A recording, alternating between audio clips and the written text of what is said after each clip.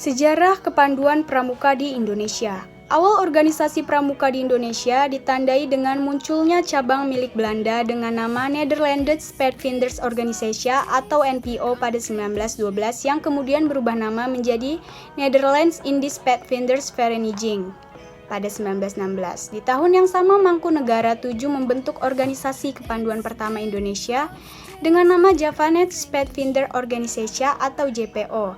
Lahirnya JPO memicu gerakan nasional lainnya untuk membuat organisasi sejenis pada saat itu, di antaranya Hizbul Wathan pada 1918, JJP atau Jong Java Padvinderij pada 1923, National Padvinders NP, National Indonesia Padvinders, NATIPIJ, Pandu Pemuda Sumatera, PPS, dan penyatuan organisasi Pandu. Diawali dengan lahirnya INPO, Indonesia Padvinderij Organisatie pada 1928 sebagai peleburan dua organisasi kepanduan, National Padvinderij Organisatie NPO dan Jong Indonesia Padvinderij Organisatie JIPO.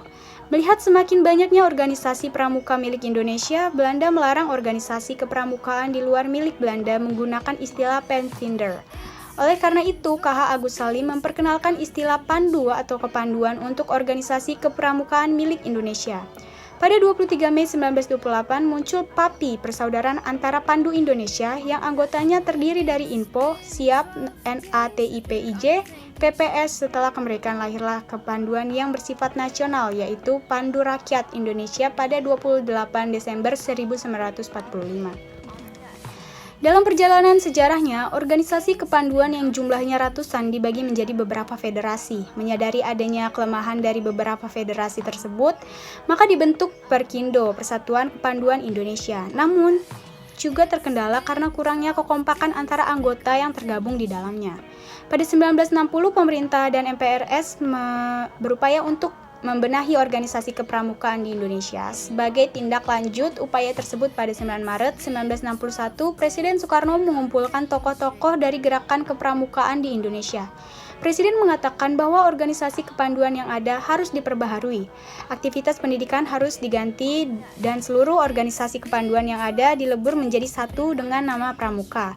Dalam kesempatan ini juga Presiden membentuk panitia pembentukan gerakan pramuka yang terdiri dari Sultan Hamengkubuwono ke-11, Profesor Prijono, Dr. A. Aziz Saleh, serta Asah Ahmadi. Peristiwa ini kemudian dikenal dengan Hari Tunas Gerakan Pramuka. Buah hasil kerja panitia tersebut yaitu dikeluarkannya lampiran keputusan Presiden nomor 238 tahun 1961 pada 20 Mei 1961 tentang gerakan pramuka. Maka peristiwa ini disebut sebagai hari permulaan tahun kerja. Pada 30 Juli 1961 bertempat di Istora Senayan, seluruh tokoh-tokoh kepanduan Indonesia menyatakan menggabungkan diri dengan organisasi gerakan pramuka. Dan hari bersejarah disebut sebagai Hari Ikrar Gerakan Pramuka. Pada 14 Agustus 1961 dilakukan Mapinas, Majelis Pimpinan Nasional, yang diketuai oleh Presiden Soekarno, Wakil Ketua 1 Sultan Hamengkubuwono ke-11, dan Wakil Ketua 2 Brigjen TNI Dr. A. Aziz Saleh.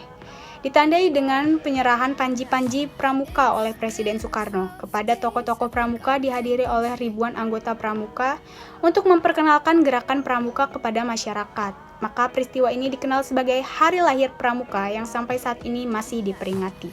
Terima kasih.